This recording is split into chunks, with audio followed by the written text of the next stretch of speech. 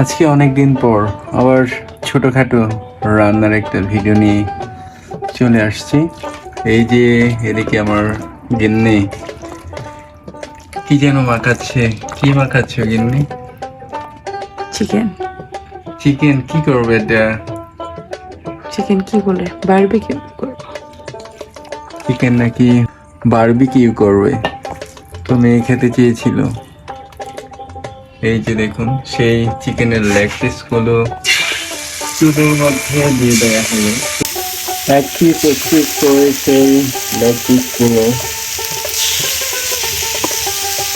এই চুলের মধ্যে দিয়ে দেওয়া হচ্ছে। সবগুলো মুরগির পিস কড়াইয়ে দেওয়ার পর ঠিক এভাবেই ঢেকে দেওয়া হয়েছে। তারপর কি করবে?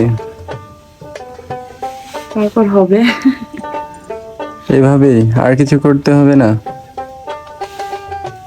আর কিছু নাকি করতে হবে না?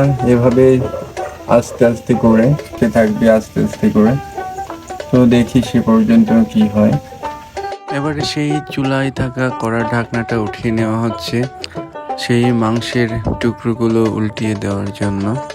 পোড়ার জন্য উল্টিয়ে দেওয়া হচ্ছে সেই মুরগির মাংসগুলো।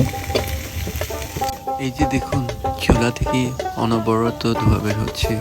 আগুনটা হয়তো ভালো করে জ্বলছে না। যারা বলেন রান্না করা খুব সহজ, আসলে তা কিন্তু নয়। রান্না করাটাও অনেক একটা কঠিন কাজ। তো সেই বারবিকিউগুলো মনে হয়ে গেছে। এই যে দেখুন, চুলোর মধ্যে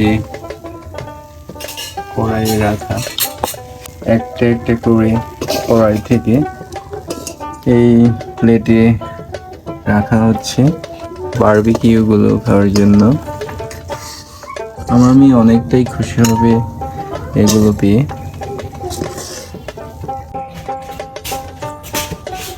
এই যে কি হয়ে গেছে সেই বারবিকিউ। এই যে মেয়ে পাশে বসে আছে বারবিকিউ গুলো খাওয়ার জন্য, আর আমি এই পাশে বসে আছি। এই যে সেই বারবিকিউ গুলো গিন্নির হাত থেকে নিয়ে নিলাম। এই যে এখন মেয়ে আর আমি এখানে বসে বসে এগুলো টেস্ট করব। আর মামুনি তো অলরেডি খাওয়া শুরুই করে দিয়েছে। কেমন লাগছে মামুনি? অনেক মজা। এগুলো নাকি অনেক মজা লাগছে। দেখুন কতটা পুড়ে গেছে। কিছু কিছু পুড়ে গেছে, কিছু কিছু হালকা পুড়ে আছে। তো এরকমই হবে, পারফেক্ট অতটা করা যাবে না এই চুলোর আগুনে। এই যে দেখুন সেই লেগ পিসগুলো কি অবস্থা হচ্ছে।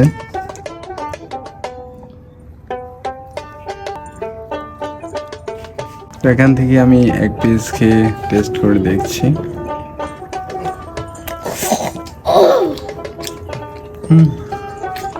এই সেই টেস্টি আর মজা, তাই না মা? অনেক টেস্টি আর মজা না?